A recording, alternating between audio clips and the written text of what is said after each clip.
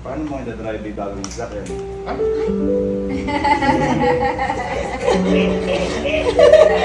Oo, tito. Paano mo na-drive niya niya, tito? Nagpanay mo talaga pala dito na ano, sanay. Dito.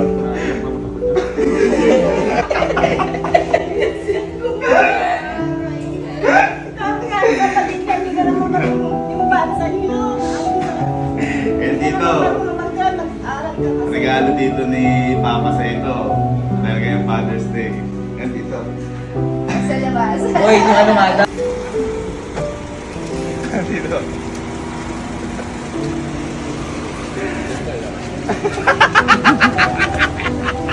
Nalala mo titiwan na namin sa sakyan. And dito, magkamuha na kayo ngayon ni Mama.